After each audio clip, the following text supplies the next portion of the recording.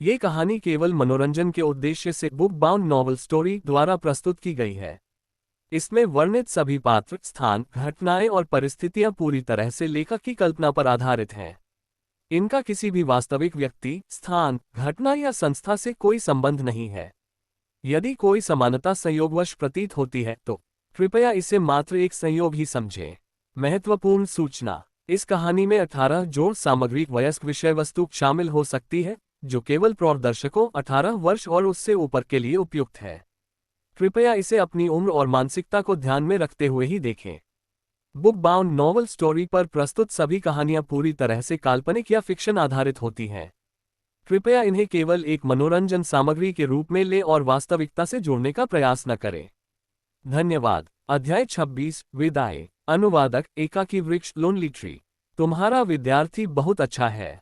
विशालकाय बैठक कक्ष में सरदार जयदेव और विद्वान कौशल आमने सामने बैठे थे और एकांत एक तरफ खड़ा था। सरदार के हाथ में लाल अंगूरी शराब का गिलास था और वो एकांत को प्रशंसा भरी नजरों से देख रहे थे। हाँ, एकांत सच में एक मेहनती छात्र है, लेकिन मुझे उम्मीद नहीं थी कि उसे गुणों को वश में करने में इतना अनुभव होगा। विद्वान कौशल भी मुस्कुराए और एकांत को संतोष भरी नजरों से देखा।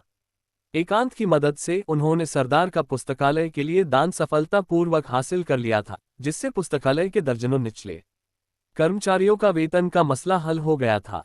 यह न केवल पुस्तकालय के लिए बल्कि उनके लिए भी एक अच्छी बात थी। उन्होंने सोचा कि वापस जाकर उन्हें एकांत को अच्छी तरह से पुरस्कृत करना चाहिए। एकांत, तुम भी बैठ जाओ। ये देखकर कि एकांत अभी भी खड़ा है, सरदार ने उसे बैठने का इशारा किया। नहीं श्रीमान सरदार, मैं खड़ा ही ठीक हूँ। एकांत मुस्कुराया और मना कर दिया।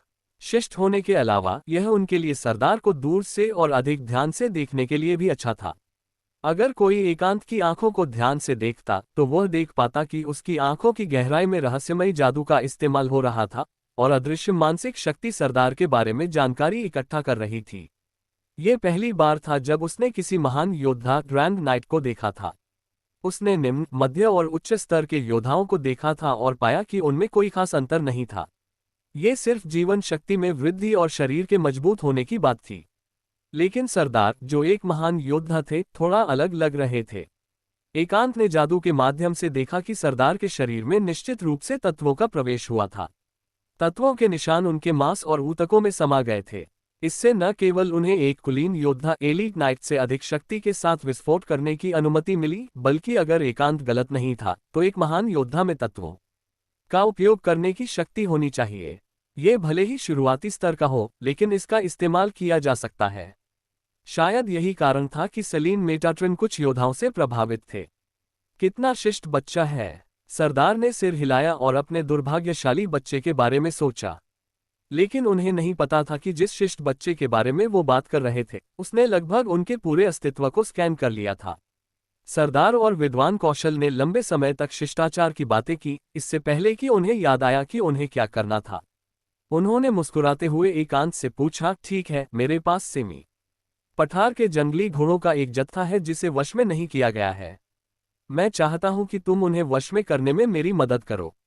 क्या ये ठीक है? उन्होंने पूछा। एकांत थोड़ा हिचकिचाया। एक घोड़े के लिए 10 चांदी के सिक्के, तो कुल मिलाकर लगभग 50 घोड़े होने चाहिए।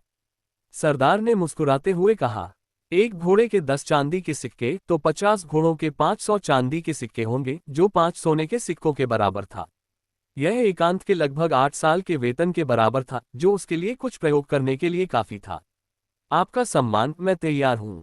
एकांत आसानी से सहमत हो गया। उसके पास पैसे कमाने और एक सरदार के साथ रिश्ता बनाने के इस प्रस्ताव को ठुकराने का कोई कारण नहीं था। ठीक है। सरदार ने सोफे पर थपकी दी और खुशी से हंसे। नौकरों ने चाय और मिठाई परोसी और एकांत कभी कभी जवाब देता। उन्होंने चाय पी और केक खाया और कौशल और सरदार के बीच अच्छी बातचीत हुई। जल्द ही सूरज धीरे धीरे डूब गया और शाम हो गई। सरदार और एकांत के बीच समय तय होने के बाद एकांत कौशल के साथ निकल गया। जब वे एक मोड़ पर मुड़े तो वे राजेश के समूह के पास से गुजरे। उन्होंने अभी अभी शिकार खत्म किया था और उनमें से ज्यादातर थोड़े गंदे दिख रहे थे। उनमें से कुछ के शरीर पर खून और मिट्टी लगी हुई थी, जिससे वे बहुत गंदे लग रहे थे। तुरंत एकांत को थोड़ी खुशी हुई कि सरदार ने उसे बुला लिया था। शिकार, क्या वह चाय पीने से ज्यादा आरामदायक था? तुमने मेरे पिता से क्या बात की, एकांत? राजेश ने उत्सुकता से पूछा जैसे ही वह पास आया। बच्चों को बड़ों की बातों के बारे में नहीं पूछना चाहिए। उसे एक वाक्य ने राजेश को पूरी तरह से पागल कर दिया। हम ठीक है, मैं तुमसे नहीं पूछूंगा, मैं खुद उनसे पूछूंगा। राजेश ने चीख मारी और चला गया।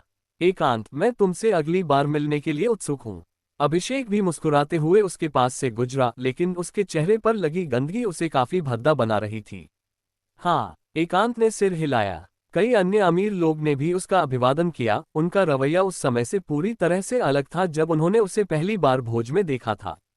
इसमें क्लेन, वह अमीर बेटा भी शामिल था जिसने उसे नीचा दिखाया था। लगता है तुम काफी लोकप्रिय हो। जब सब चले गए तो विद्वान कौशल ने मुस्कुराते हुए कहा, शायद मैं ज्यादा सुंदर हूं। एकांत ने अपना चेहरा छूते हुए कहा।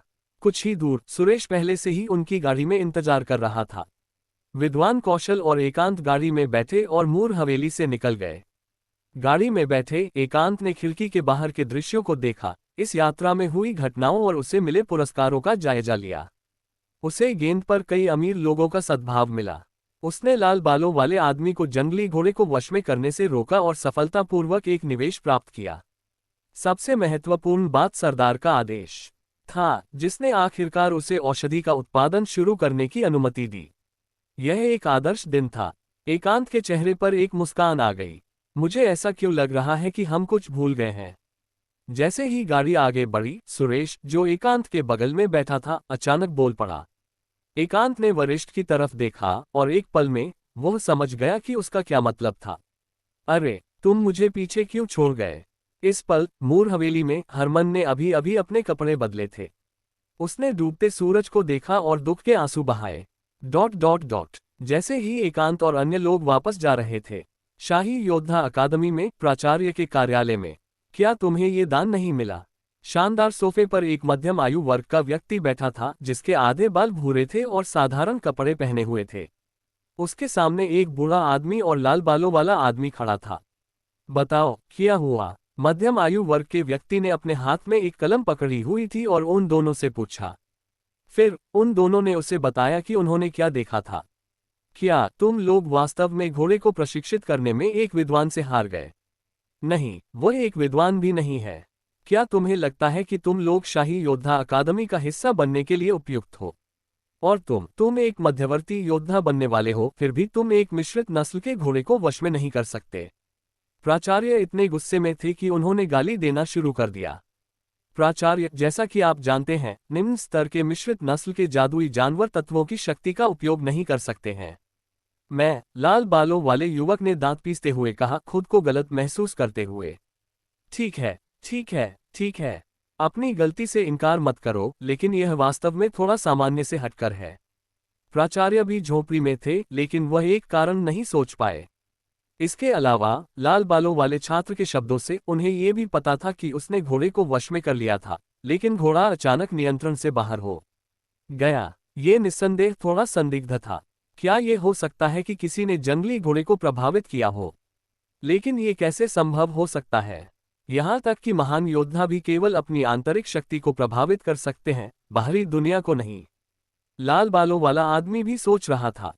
उसने उस आदमी के बारे में सोचा जिसने जंगली घोड़े को इतनी आसानी से वश में कर लिया था, लेकिन फिर उसने अपना सिर हिलाया। पुस्तकालय का एक विद्वान मिश्रित नस्ल के घोड़े को इतना कैसे प्रभावित कर सकता है? ठीक है, बहाने बनाना बंद करो। आज से तुम हर हफ्ते घुड़सवारी के 3 अतिरिक्त पाठ लोगे। अंत में प्राचार्य ने योद्धा अकादमी में और अधिक कक्षाएं जोड़ने का फैसला किया, जो पहले से ही भरी हुई थी। जहां तक इसे कहां जोड़ा जाएगा, ये स्वाभाविक रूप से उनके आराम के समय के भीतर होगा। युवा लोगों को अधिक अभ्यास करना चाहिए। जब तक आपके पास पर्याप्त आराम का समय है, तब तक ठीक है। प्राचार्य ने स्कूल की भावना को सुधारने के लिए इस अवसर का उपयोग करने का फैसला किया। यही बात रहस्यमय अकादमी में भी हुई, लेकिन उन्हें औषधि के अपने ज्ञान को बढ़ाना था। अध्याय 27, प्रयोग की शुरुआत। अनुवादक, एकाकी वृक्ष, लोनली ट्री। गुरुदेव, आप लोग बहुत बुरे हैं। मुझे वहां अकेला कैसे छोड़ सकते हैं? पुस्तकालय में हरमन अभी भी कल की घटना के बारे में बात कर रहा था, लेकिन जब विद्वान कौशल ने उसे शांत भाव से देखा तो वह रुक गया। अपने गुरु के प्रति उसका सम्मान लगभग एक आदत बन गया था। आप फिर से मुझे डांट रहे हैं, हरमन ने धीमी आवाज में बड़बड़ाया, जैसे कि वह मदद के लिए पास में खड़े एकांत की ओर देख रहा हो। तुम बेहतर होगा कि गुरुदेव को अब और परेशान न करो, एकांत ने मुस्कुराते हुए कहा। ऐसा लग रहा था जैसे हरमन हमेशा घायल होने वाला व्यक्ति था। आज भोज के बाद दूसरा दिन था और वे रोज की दिनचर्या के अनुसार अपने गुरु से मिलने आए थे। कौशल कुर्सी पर इस तरह बैठे थे जैसे कि उनके पास बस यही करने की ताकत बची हो। उन्होंने निराशाजनक हरमन को देखा, फिर एकांत को, और मेज से एक थैला निकाला। एकांत, ये पुस्तकालय की तरफ से तुम्हारे लिए इनाम है। ओह! उत्सुक होकर एकांत ने थैला ले लिया। थैले में 3 चमकदार सोने के सिक्के थे। यह क्या है? वास्तव में वह पहले ही अनुमान लगा चुका था कि यह क्या था। ये वह इनाम है जो तुमने योद्धा अकादमी और रहस्यवादी अकादमी से छीना है। ये ज्यादा नहीं है, लेकिन तुम जानते हो कि पुस्तकालय के लिए अभी समय मुश्किल है। कौशल ने एकांत को देखते हुए कहा। धन्यवाद गुरुदेव। एकांत को ये कम क्यों लगता? यह एक अप्रत्याशित खजाना था। वह अपना औषधि सरलीकरण का काम जल्दी शुरू कर सकता था। हाँ, और सरदार के साथ, अगर संभव हो तो, एक दोस्ताना रिश्ता बनाए रखने और अधिक महत्वपूर्ण लोगों को जानने की कोशिश करो। ये हमेशा तुम्हारे लिए मददगार होगा। उन्होंने एकांत को सोने के सिक्के उठाते देखा और फिर उन्होंने याद दी। लाया, मुझे पता है गुरुदेव। एकांत मुस्कुराया, फिर 2 सोने के सिक्के निकाले और थैले को वापस मेज पर रख दिया। यह क्या है? विद्वान कौशल को समझ नहीं आया। गुरुदेव, अगर आप नहीं होते तो मुझे मौका नहीं मिलता। बस यह मान लीजिए कि मैं ये सोने का सिक्का आपको कुछ नई शोध सामग्री खरीदने के लिए दे रहा हूँ। एकांत ने मुस्कुराते हुए जवाब दिया। यह नहीं चलेगा। कौशल ने सिर हिलाया। वह एक विद्वान थे, तो वह छात्रों से सोने के सिक्के कैसे स्वीकार कर सकते थे? गुरुदेव, ये ज्यादा नहीं है। अगर आपने मुझे अपना छात्र नहीं बनाया होता तो मैं एक साधारण लाइब्रेरियन होता। एकांत ने फिर से कहा। वह एक ऐसा व्यक्ति था जो किसी की दया का बदला लेना जानता था। ठीक है, फिर इस बार विद्वान कौशल ने मना नहीं किया, लेकिन एकांत पर उनकी नजर और भी दयालु हो गई। ... पलक झपकते ही 1 और महीना बीत गया था। एकांत 3 बार मूर हवेली में गया था ताकि सरदार के घोड़ों को प्रशिक्षित करने में मदद कर सके। उसने लगभग 20 घोड़ों को वश में किया और प्रक्रिया बिना किसी दुर्घटना के सुचारू रूप से चली। एकांत को 2 सोने के सिक्के भी मिले। मुख्य कारण ये था कि सरदार के जंगली घोड़ों को एक साथ घुड़दौड़ के मैदान में नहीं लाया गया था, बल्कि बैचों में लाया गया था।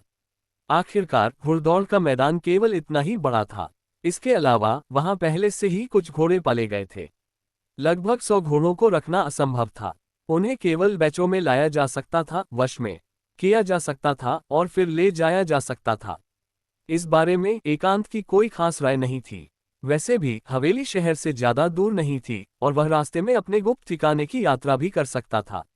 बस कुछ और यात्राएं, कोई बड़ी बात नहीं थी। अब रोहन को ढूंढने का समय आ गया है। उसके हाथ में पहले से ही 4 सोने के सिक्के थे जो उसे प्रयोगों का पहला दौर करने के लिए काफी थे। वह रोहन से बहुत समय से नहीं मिला था। ... 3 दिन बाद गुलाब वाणिज्य केंद्र में दूसरी मंजिल पर एक साधारण कमरे में जो शानदार नहीं था, एकांत सोफे पर बैठा था और उसके सामने एक दोस्त था जिसे वह लंबे समय से जानता था, रोहन। हालांकि 3 साल से भी पहले की तुलना में रोहन अब अधिक परिपक्व था। उसके काले बाल और नीली आंखें थीं जो पहले की तुलना में कम पारदर्शी और अधिक चतुर थीं। वह एकांत के सामने बैठा और मुस्कुराते हुए कहा, एकांत, मुझे वह सारी सामग्री मिल गई है जो तुम्हें चाहिए थी। धन्यवाद। एकांत ने सिर हिलाया। 2 दिन पहले उसने रोहन को बताया था कि उसे क्या चाहिए, और फिर रोहन ने वाणिज्य केंद्र की शक्ति से सामग्री इकट्ठा करने में उसकी मदद की। केवल 2 दिनों में उसने सारी सामग्री इकट्ठा कर ली थी। ये केवल कहा जा सकता था कि रोहन के पास वास्तव में कनेक्शन थे। अगर एकांत को उन्हें इकट्ठा करना होता तो वह शायद कुछ महीनों में भी उन्हें इकट्ठा नहीं कर पाता। ये नेटवर्किंग के महत्व को भी दर्शाता है। अरे हाँ, तुम्हें इतनी सारी सामग्री की क्या जरूरत है? रोहन थोड़ा भ्रमित था। मैं हाल ही में जड़ी बूटी विज्ञान पर कुछ शोध कर रहा हूँ और मुझे लगता है कि यह बहुत दिलचस्प है। एकांत ने एक बहाना ढूंढा। मैं समझा। रोहन ने सिर हिलाया। उसने अब अपने परिवार का व्यवसाय संभाल लिया था और अधिक से अधिक लोगों को जान रहा था, लेकिन उसके करीबी दोस्त कम और कम होते जा रहे थे। एकांत उनमें से एक बहुत ही खास था। एकांत इस मायने में बहुत खास था कि उसे किसी भी चीज की परवाह नहीं थी। इससे उसे ऐसा महसूस होता था कि एकांत दुनिया को एक उच्च स्तर से देख रहा है, लेकिन यह विरोधाभासी था। एक साधारण व्यक्ति उसे ऐसा एहसास कैसे दे सकता था? वह इसे केवल एकांत जैसे विद्वानों के प्रति अपने सम्मान का श्रेय दे सकता था। हालांकि मैं तुम्हें ये सामग्री मुफ्त में नहीं दे सकता। रोहन में पहले से ही एक व्यवसाय की आत्म जागरूकता थी। ये तो निश्चित है। मुस्कुराते हुए एकांत ने 4 सोने के सिक्के निकाले, जो उसके पास सब कुछ था। प्रयोग में निश्चित रूप से लंबा समय लगेगा और वह नहीं जानता था कि यह कब तक चलेगा। वाह, मुझे उम्मीद नहीं थी कि तुम एक अमीर आदमी हो। रोहन सोने के सिक्कों को देखकर हंसा और फिर उन्हें रख दिया।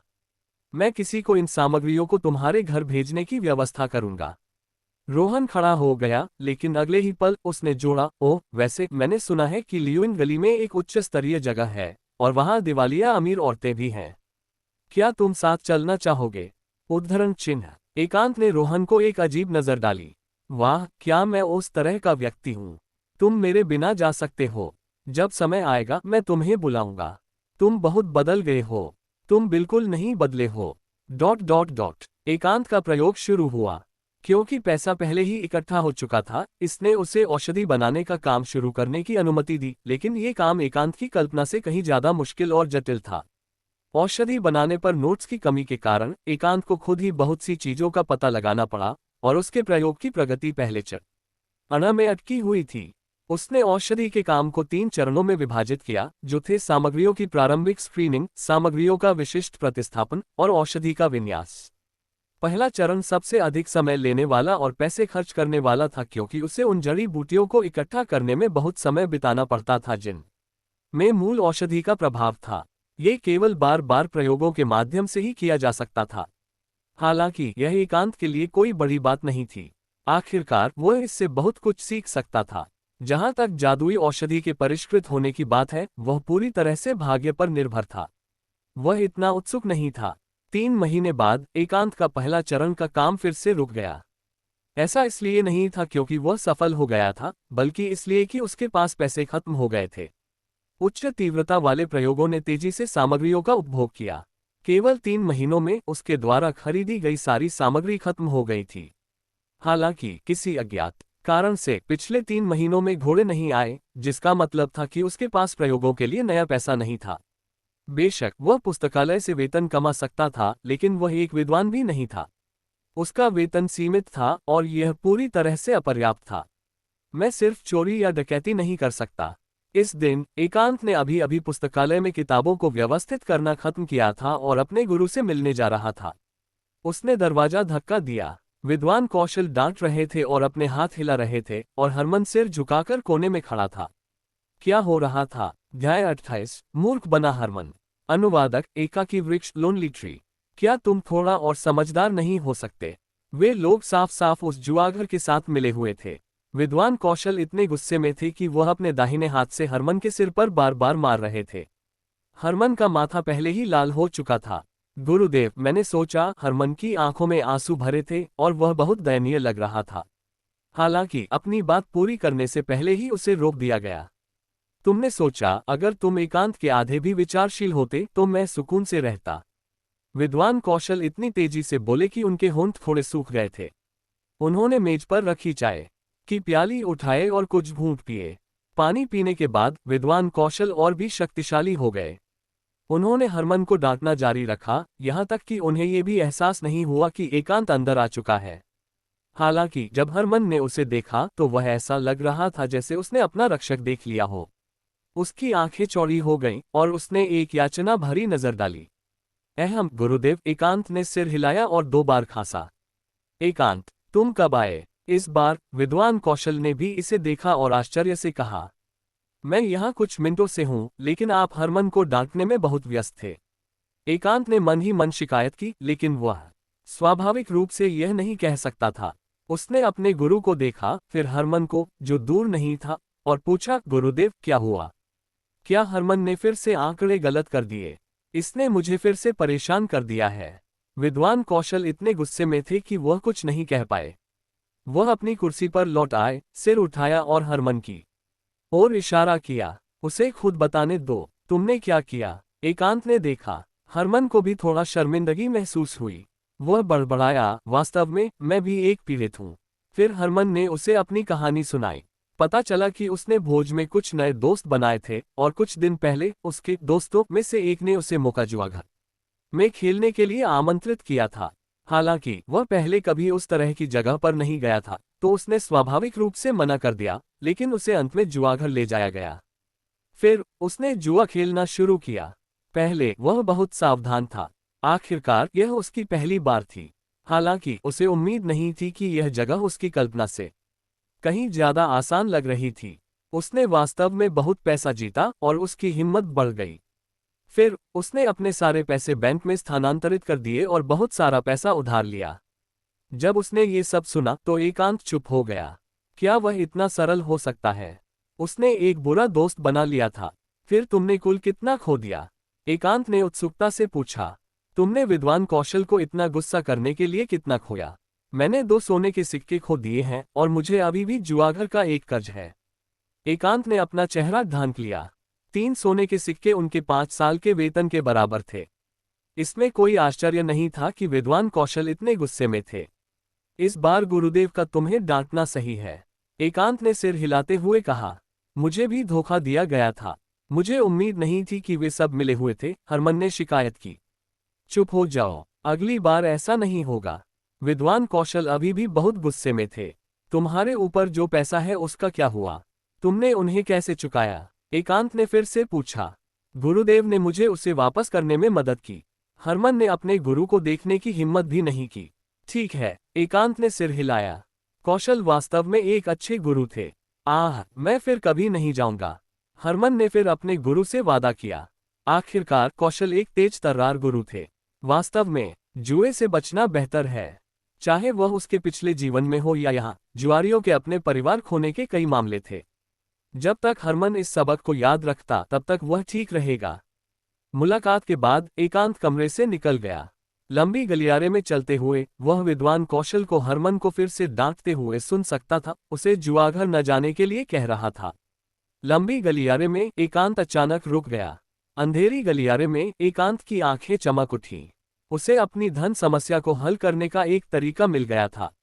ग्राहक, ये रही तुम्हारी मांगी हुई शराब। बार में एकांत ने शराब को वेटर से लिया। लकड़ी का गिलास पुराना लग रहा था, लेकिन अंदर का तरल शांत लग रहा था। गिलास में दरार को नजरअंदाज करते हुए एकांत ने इसे एक ही घूंट में पी लिया। चारों ओर देखते हुए हर जगह भाड़े के सैनिक और शराबी थे। उनमें से कुछ मेज के चारों ओर शराब पी रहे थे, जबकि अमीर परिवारों की सुंदर महिलाओं का मजाक उड़ा रहे थे। उनमें से कुछ पहले ही नशे में थे और मेज के नीचे लेटे थे। ये चांद गली में एक साधारण बार था, जो लियोइन गली की तरह ही प्रसिद्ध था। जहां तक चांद गली की बात है, ये बार जुआघरों और यहां तक कि गुलामों को खरीदने और बेचने की जगहों से भरी हुई थी। वह आज यहां चांद गली के लेआउट और सड़कों के वितरण को देखने के लिए आया था। उसने वेटर को भुगतान किया और बाहर चला गया। उसने साधारण कपड़े पहने थे और बहुत पतला और कमजोर लग रहा था। इसके अलावा जगह बहुत गंदी थी, तो जैसे ही वह बाहर निकला 3 धोखेबाज दिखने वाले लोग उसके पीछे लग गए। जैसे ही वह दरवाजे से बाहर निकला, एक शोरगुल वाली आवाज तुरंत उसके कानों में घुस गई। उसने चारों ओर देखा। एक बहुत लंबी सड़क दिखाई दी। सड़क गंदी और गरीब थी। सड़क पर गाड़ियां दौड़ रही थीं, साथ ही फटे पुराने कपड़ों में नागरिक भी थे। सड़क के किनारे की गलियों में बेघर लोग भी लेटे थे। यह एक अराजक जगह थी। बार सड़क के किनारे स्थित था। अध्याय 29, बड़ी मछली। अनुवादक एकाकी वृक्ष, लोनली ट्री। चांदनी रात को ढक रही थी और चांद गली में बत्तियां जल रही थीं। रात में यहाँ की हलचल अभी शुरू हुई थी। साहब, क्या आप अंदर आकर कुछ दांव खेलना चाहेंगे? उद्धरण चिन्ह। मौका जुआघर के सामने एवन एक काले वेटर की वर्दी पहने था और उसके शरीर पर हल्की इत्र की खुशबू थी। वह मुस्कुरा रहा था और गुजरने वाले मेहमानों को आकर्षित कर रहा था। वह एक जुआघर का सेवक था, जो गुजरने वाले मेहमानों को आकर्षित करने या जाने पहचाने सज्जनों की सेवा करने के लिए जिम्मेदार था। हालांकि ऐसा लग रहा था कि आज उसका व्यापार प्रदर्शन बहुत अच्छा नहीं था। कुछ घंटे बीत गए थे, लेकिन उसने कोई अमीर सज्जन नहीं देखा था। केवल बदबूदार आवारा लोग गुजर रहे थे। यहाँ तक कि कुछ ग्राहक ऐसे भी थे जिन्हें उसने एक बार मेहमान नवाजी की थी, लेकिन वह अतीत की बात थी। उन्हें जुआघर ने बहुत पहले ही खाली कर दिया था और वे अब महत्वपूर्ण नहीं थे। बेशक अगर वे एक दिन फिर से अमीर हो जाते तो उन्हें फिर से उनका सम्मान मिलता। यहाँ से चले जाओ। क्या तुम्हें लगता है कि तुम इस जगह में प्रवेश कर सकते हो? कुछ बेघर लोगों को भगाने के बाद एवन ने आह भरी। बाजार हाल ही में बहुत अच्छा नहीं रहा है। अगर मुझे कुछ आसान शिकार नहीं मिलते तो मुझे डर है कि मेरे पास खाने के लिए पैसे नहीं होंगे। जुआघर को भी कमाई करनी थी और यह स्पष्ट था कि उसने इस महीने का लक्ष्य पूरा नहीं किया था। आपका स्वागत है। साधारण कपड़ों में एक मेहमान का स्वागत करने के बाद वह फिर से दरवाजे पर खड़ा हो गया। केवल वही मेहमान जो बहुत प्रतिष्ठित दिखते थे उनके ध्यान देने योग्य थे। अचानक घोड़ों के खुरों की आवाज सुनाई दी। दूर से एक गाड़ी आई।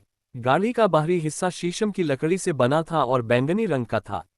घोड़े भी चमकदार और मजबूत थे। जो और भी बेहतर था वह ये था कि खिड़कियों पर लगे पर्दे लाल गुलाबों से बने थे, एक उच्च स्तरीय कपड़े। ये व्यक्ति निश्चित रूप से बहुत अमीर है। एवन ईर्ष्या से भर गया। गाड़ी शायद उसकी दशकों की बचत थी। अंदर के लोग बहुत अमीर होंगे। ये बहुत अच्छा होगा अगर वे उसके मेहमान होते। जैसे कि स्वर्ग ने उसकी इच्छा सुन ली हो। गाड़ी वास्तव में जुआगर के सामने रुक गई। फिर पर्दा खींचा गया और एक शानदार काले सूट, एक काली टोपी और सुनहरे चश्मे पहने एक आदमी नीचे उतरा। उसने अपने हाथ में एक बहुत ही शानदार छड़ी पकड़ी हुई थी और उसकी एक छोटी दाढ़ी थी।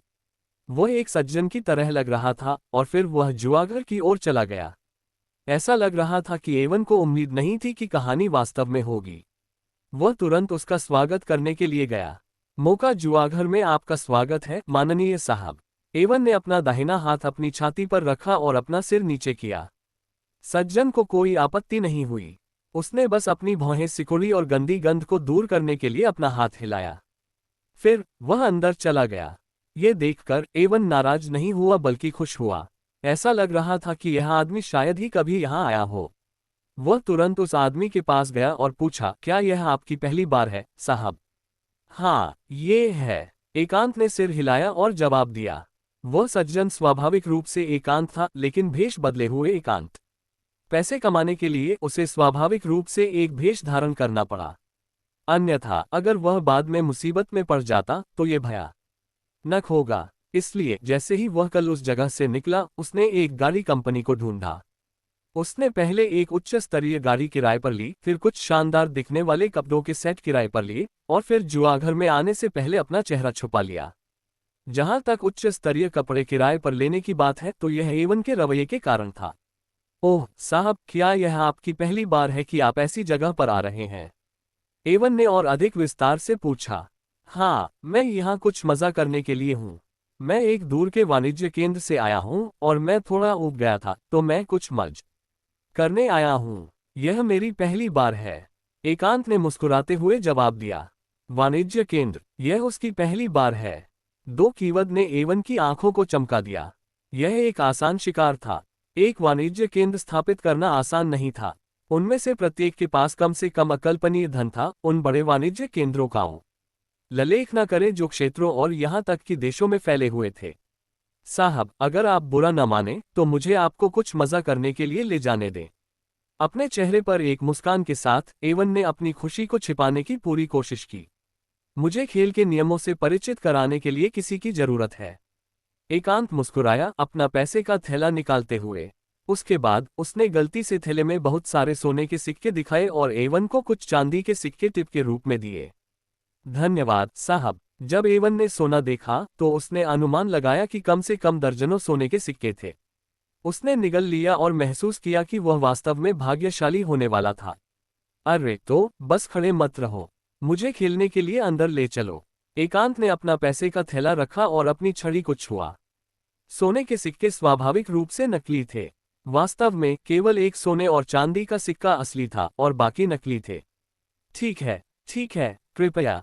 अपने चेहरे पर एक कृपालु अभिव्यक्ति के साथ एवन एकांत को अंदर ले गया। शायद मैंने इस साल के लिए अपना कोटा पूरा कर लिया है। उसने पहले ही अपनी कल्पना को जंगली होने देना शुरू कर दिया था। एवन सामने चला और एकांत उसके पीछे बेधड़क चला। वह मुख्य दरवाजे से गुजरा और जुआघर में प्रवेश किया।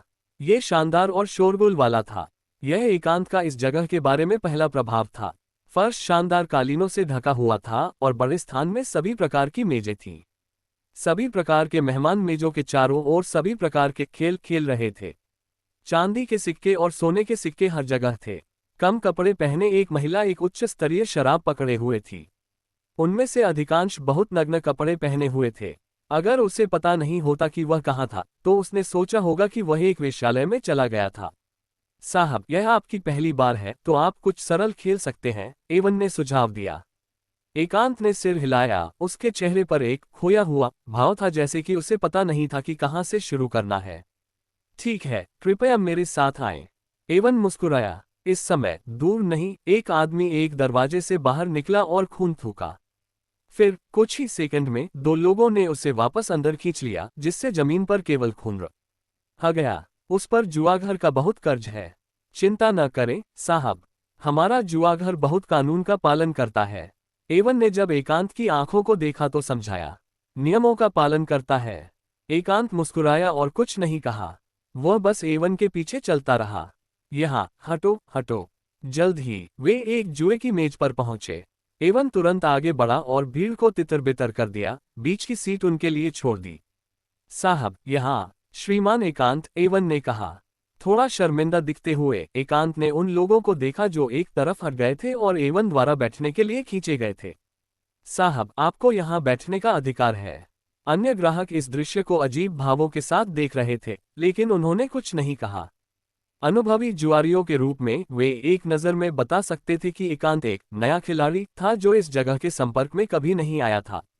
एकांत बैठ गया और एवन, जो उसके पीछे खड़ा था, मेज के बीच में वेटर को चुपके से एक इशारा किया।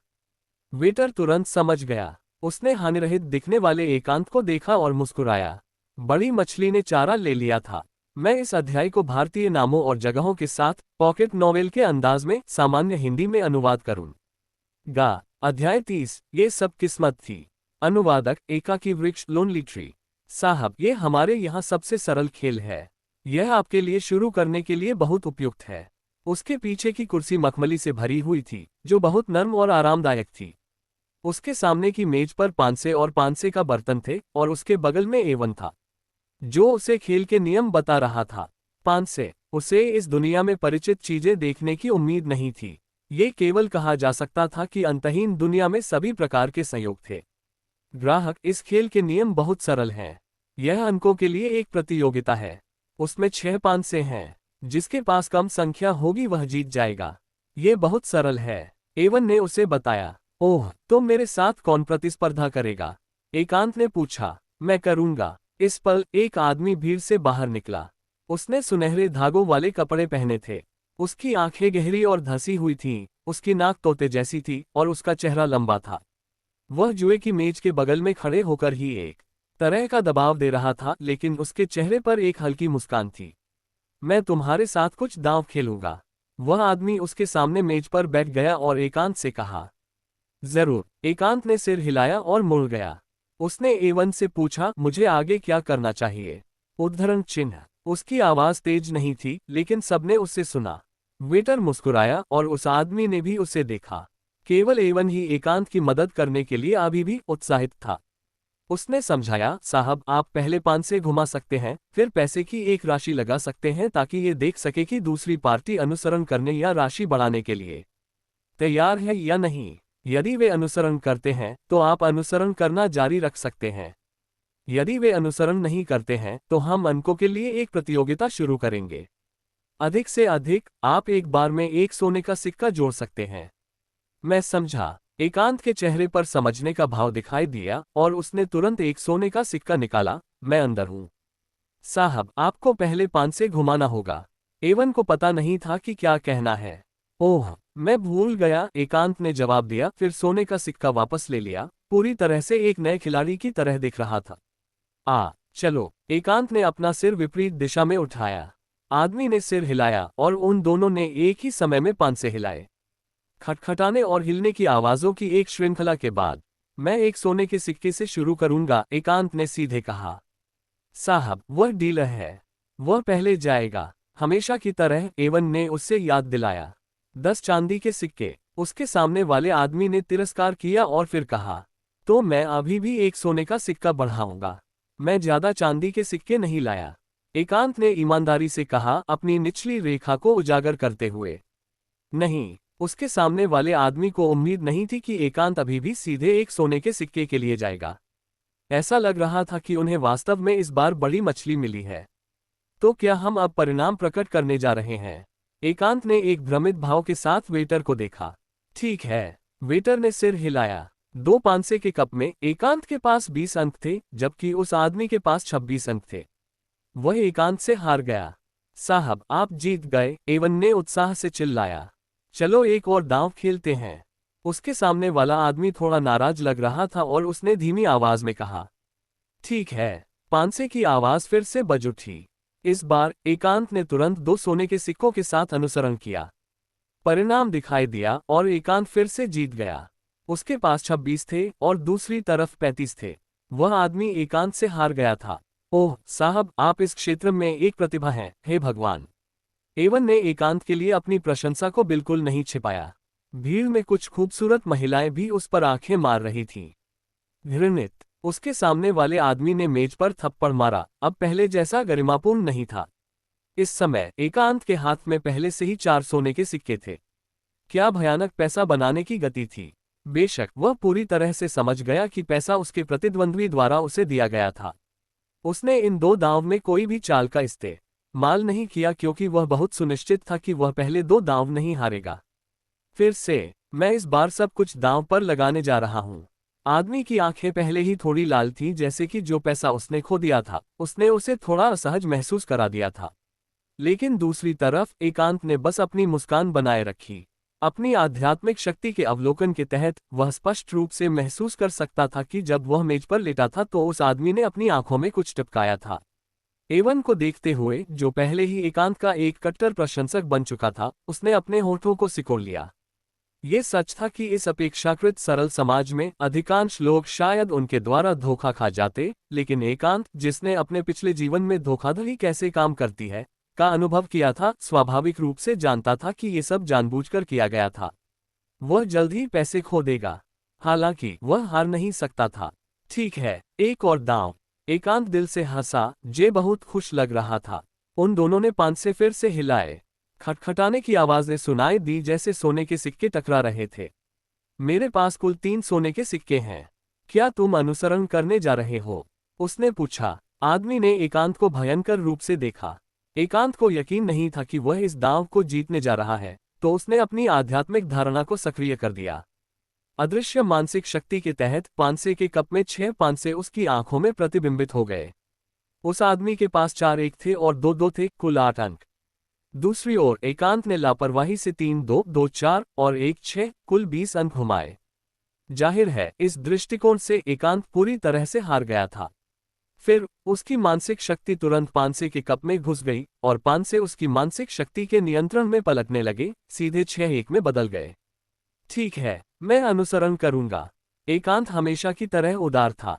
हे। दूसरी तरफ उस आदमी के चेहरे पर एक मुस्कान आ गई।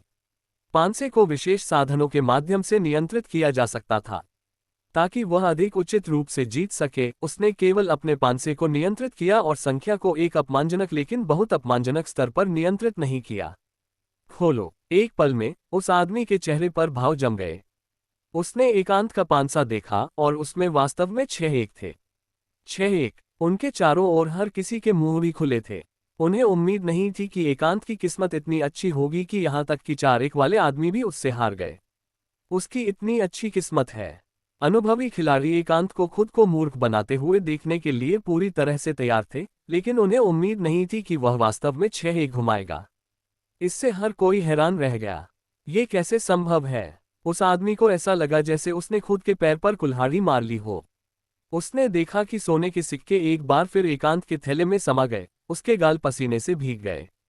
इस बार यह वास्तव में एक नाटक नहीं था। तो उसने दूर वेटर को देखा और सिर हिलाया। अटेंडेंट चुपचाप समझ गया। हे श्रीमान, आज आप वास्तव में भाग्यशाली हैं। एवन एकांत की किस्मत पर खुद को चिल्लाने से नहीं रोक सका और फिर उसने उसे बधाई दी। मैं अपनी किस्मत को रोक नहीं सकता। एकांत ने भी अपनी खुशी नहीं छिपाई क्योंकि उसने सोने का सिक्का उठाया। फिर से उस आदमी का चेहरा पहले ही लाल था और उसने एकांत को भयंकर रूप से घूरा। अगली बार वह सीधे एकांत के पांसे को समायोजित करेगा, जिससे उसके लिए जीतना असंभव हो जाएगा।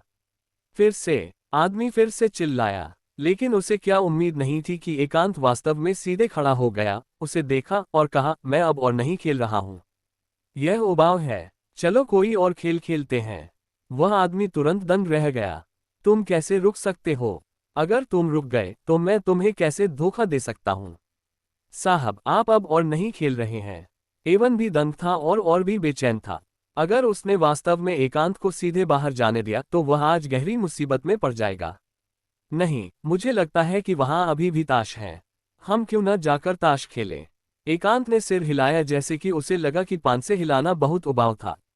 ये ठीक है। एवन का दिल डूब गया। सौभाग्य से ये सिर्फ एक अलग खेल था और ताश खेलना पांसे खेलने की तुलना में बहुत आसान था। जुआघर निश्चित रूप से पैसे जल्दी वापस कमा लेगा और उसे भी कमाई का एक हिस्सा मिल सकता था। वह सिर्फ थोड़ी बेहतर किस्मत वाला एक व्यक्ति है।